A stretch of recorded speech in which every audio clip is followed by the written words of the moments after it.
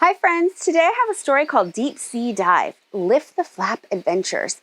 And what I love about this one is that I am a scuba diver and I love scuba diving and going in the ocean. So I thought this would be a fun book to share with you. I'm your dive guide, come with me. Let's explore the deep blue sea.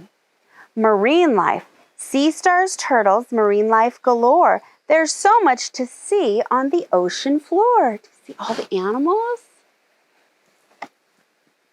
Octopus. With its 8 long arms, the octopus grabs a snack, then scurries home to hide in a crack. What's that one called, friends?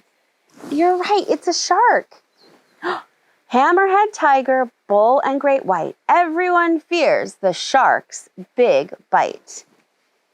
They are actually very cool to scuba dive with, friends, as long as they're not aggressive at the time or too hungry.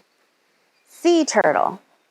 Sea turtles travel from ocean to ocean. Their powerful flippers keep them in motion. They are the coolest animals to scuba dive with. They're very beautiful. Jellyfish. Jellyfish are pretty, some glow in the dark, but don't swim too close. Their sting leaves a mark. Yeah, you don't want to get close to them. Lobster. Lobsters can live to be 100 years old. They hide down deep where the water is cold. Pufferfish. Oh my goodness, boys and girls. On one of my dives in Hawaii, I saw a real-life pufferfish and even got to hold it, and it is so cool. They kind of feel like a balloon, but you have to be very gentle with them. When pufferfish sense danger is near, they puff up big till all is clear. Like I said, the coolest sea animal. Sea star. Sea stars have 5 arms and many tiny feet. They pry open shells in search of food to eat. Do you know what this one's called? You're right, a seahorse.